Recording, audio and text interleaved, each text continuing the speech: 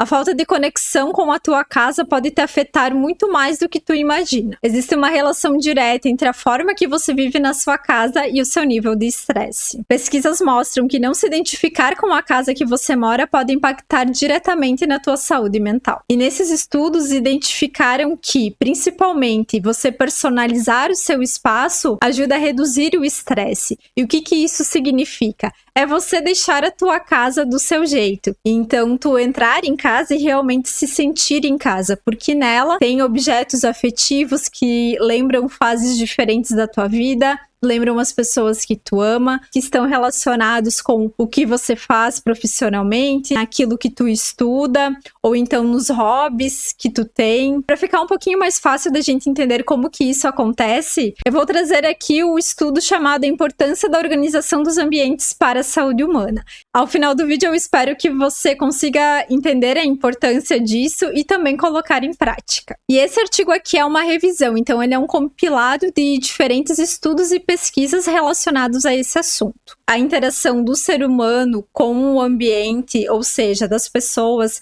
com a casa, com o local de trabalho, com os locais que frequentam, elas são estudadas pela psicologia ambiental. Basicamente, é como que a gente se sente nos ambientes, como que a gente age nesses ambientes, qual é o nosso comportamento. E o objetivo principal desses estudos realmente é trazer a solução de alguns problemas para melhorar a relação que nós temos com a nossa casa, por exemplo. De forma geral, se acredita que tenha alguma relação nas restrições de personalização do ambiente. Então, por exemplo, se tu se muda de lugar e não consegue organizar a tua casa do teu jeito e com aquilo que tu gosta, com o tempo isso pode gerar adoecimento. Nesse subcapítulo, que é o que a gente vai se deter aqui nessa análise, elas falam do papel da personalização na construção de espaços saudáveis. É basicamente você modificar as características de um ambiente de acordo com a tua identidade, com aquilo que você gosta. E isso é um fator que favorece essa sensação de pertencimento no espaço, porque tem ali teus objetos e você se sente conectado àquele lugar. Isso porque o ambiente, que pode ser a casa, por exemplo, acaba afetando a saúde das pessoas ao afetar as necessidades básicas. E por que a personalização dos ambientes é tão importante? Ela acaba sendo um meio de controlar e reduzir o estresse, porque tu consegue adaptar o espaço às tuas necessidades e características. Você tem alguma limitação física e você precisa de um ambiente que seja adaptado para ti, para tu cortar um alimento, por exemplo. O lugar que tu tá morando não é possível de fazer isso, ao menos num primeiro momento. Então isso também acaba te deixando estressado, porque tu não consegue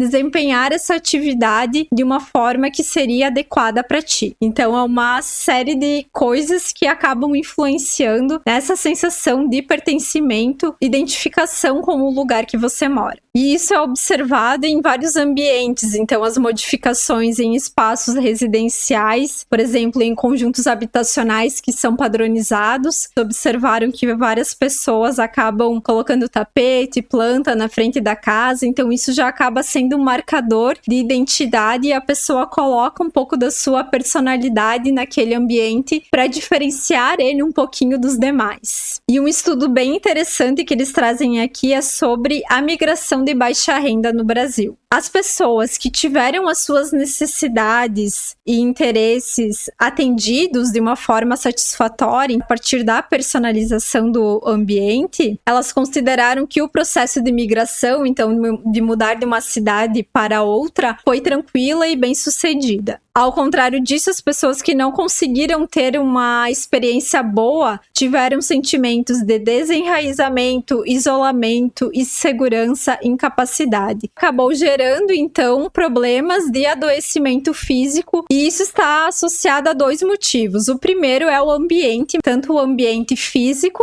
mas também essas relações sociais, culturais que acontecem também na mudança de cidade. E o segundo aspecto está relacionado com a pessoa mesma, mesmo, as suas experiências. Cada pessoa acaba vivendo isso de uma forma diferente. Então, assim, para finalizar tudo isso, a personalização do espaço ela está relacionada com a regulação e controle do estresse. Então, as pessoas organizam o espaço com esse objetivo de atender às suas necessidades básicas, mas também para descansar, para se proteger, para trabalhar, para se divertir e também para trazer um pouco essa relação de afetividade com o lugar que se vive. Está muito relacionado com memórias, desejos, expectativas, rituais, hábitos cotidianos. A chamada identidade do lugar, que é quando você se reconhece nesse lugar, no caso, na sua casa, e está relacionado com valores, significados e também sentimentos. Com essa satisfação das necessidades básicas, psicológicas, sociais, culturais, e quando a gente se sente realmente pertencente no lugar, é quando acontece essa apropriação do espaço, quando a gente cria um apego e sente que aquele lugar realmente é nosso. Essas evidências mostram que a conquista da identidade do lugar é importante para a manutenção do bem-estar da pessoa e que essa ruptura pode gerar, então, sofrimento, insatisfação e também, quando for um caso mais agudo, o surgimento de doenças. Vocês conseguem perceber a partir disso como o ambiente influencia na nossa vida? Você ter a tua casa ali do teu jeito, com as coisas que tu gosta, não é bobagem, não é besteira e realmente é algo muito importante para você se sentir bem e viver bem. Agora, depois de ter todo esse entendimento de como os ambientes realmente influenciam no jeito que a gente se sente, no nosso bem-estar e principalmente na nossa saúde mental, vamos ver como colocar isso em prática, não é mesmo? Porque